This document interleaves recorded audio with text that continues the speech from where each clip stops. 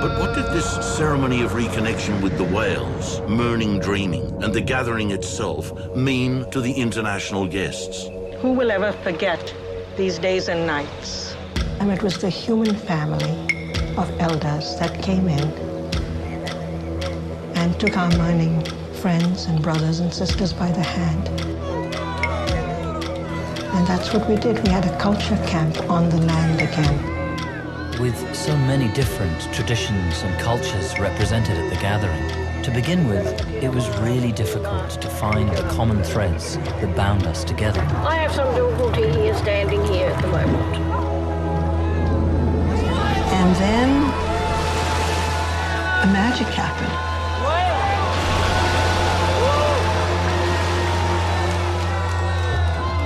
And at that moment, I felt a strong spirit come between us, saying we are brothers and sisters. And the understanding that was gained from people from very different cultures has been phenomenal. For me, one of the most important aspects of the gathering was that my personal connection with the Mirning was deepened by the whole experience. You are my brother. Thank you. We call you Maraju. That means brother. Hey, bro. A week ago, we were total strangers.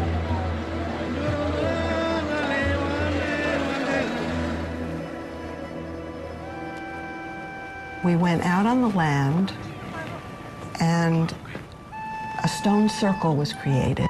When I saw everyone put the stone down around the peace wheel, tears came to my eyes to see all different cultures. Yes, I can say that it's All complete. the hearts Into one. make the one. Yeah. But first we had to separate.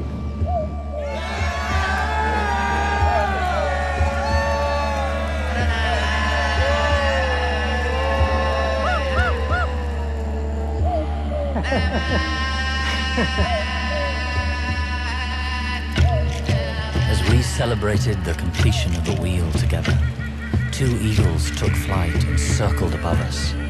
2 pathways appeared in the sky, emanating from Mirranagu, the head of the Bight, the place where the Mirning had traditionally called their whales.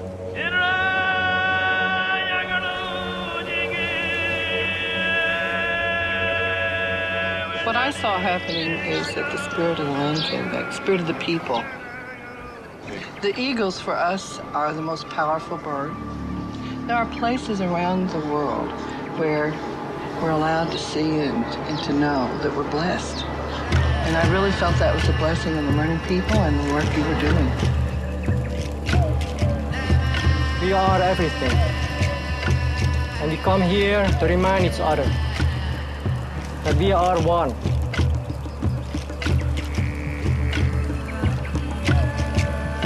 This theme of oneness came up again and again at the gathering.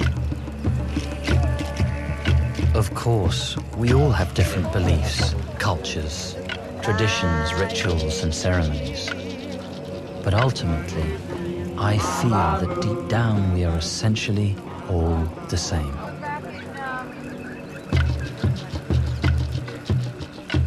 We're one creator, one great mystery. For us Mirning, we are being called back to nature and Gullah the fire. Gullah is the heart of the whale. While it still beats, there is hope for all of us and the whales. Wow, look at it.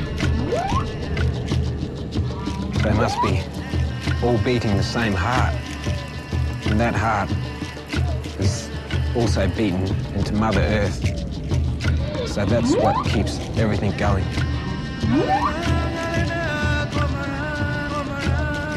The appearance of the whale at the cliff signified the return of these whale dreamers. But what did the journey of the gathering mean personally to this group of Mirning? For a long time I was lost, and there's nothing worse than that. We've been away from so long that I felt sad. Some spirit calling brought me this way. I realise now that I'm connected to the whale. We're connected to the whale, and the whale's happy. I am the one who dreams for him. We can't become like the Aboriginal people of the past, but we can build on the strength of the ancient generation. It was a really beautiful feeling for them to come together and show that they cared and they really want us to become part of them in amongst the living as we are.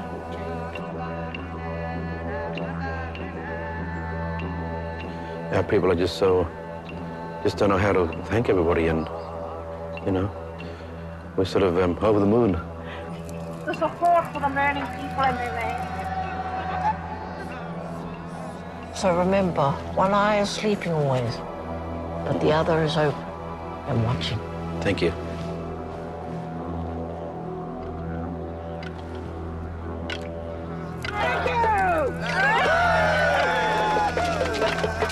We once were a tribe, and we still are. It's an important day for the Mirning people, and I would like to call our brothers, our family, Yolngu people up here. We'd like to thank these people very much. They've crowned us and initiated us in a special ritual ceremony.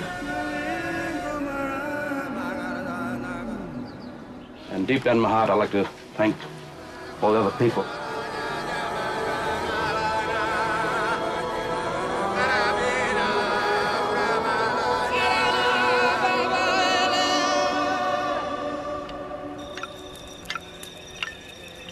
For Bunalori, the gathering had further personal significance. And it was a vision that came to me. I had this beautiful dream. I was singing this beautiful song. This song came to me in the dream. It was given to me.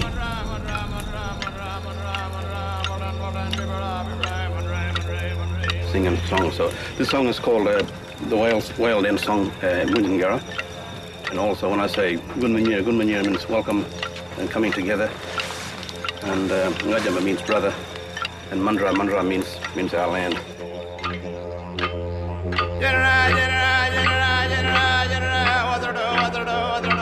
While we were singing our song in Murawidjini Cave, one of the Yolngu whalemen told me that we were being watched by spirit ancestors from the top of the cave. And we felt the presence of those spirits.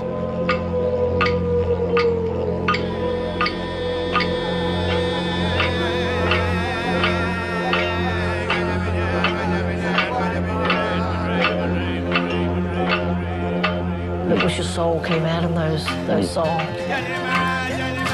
When I saw the old women there sitting there, you know, their eyes were closed and going back to earlier days, and I could feel with them, you know. There was hope for us in our culture and our dreaming with the world.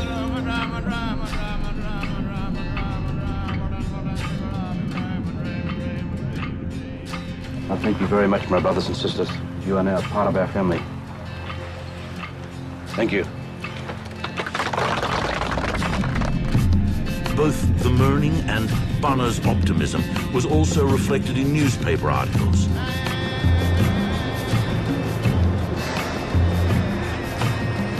In a newfound confidence and meetings with people of influence. The elders on behalf of our Mirning. Singer-songwriter Julian Lennon pledging his ongoing support for the Mirning cause. We will do what we can, you know. I hope I can do you guys justice in knowing that you need to survive, you know. It's a necessity for the children. Gift of the musician. Some also the lead singer of everything. It was wonderful for us to feel so much support.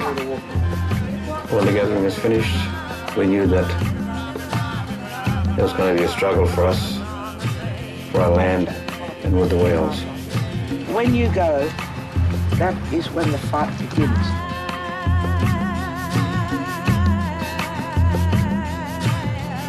Even though she felt supported throughout the gathering, our Makar elder Alberta was going home to her own struggle to try and stop her tribe from killing the friendly grey whales again.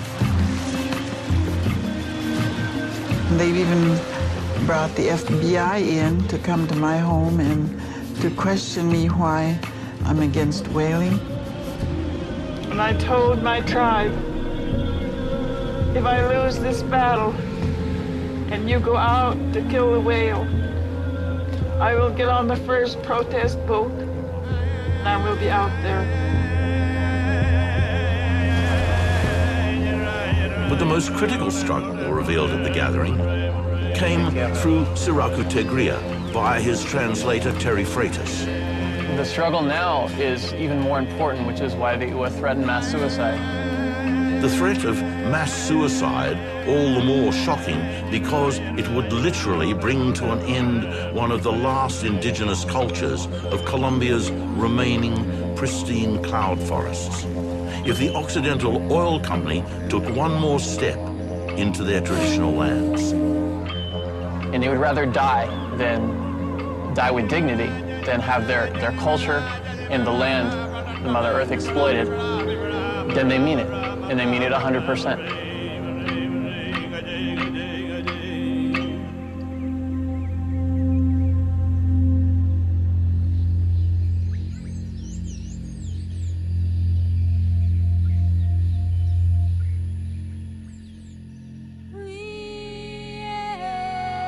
It was against this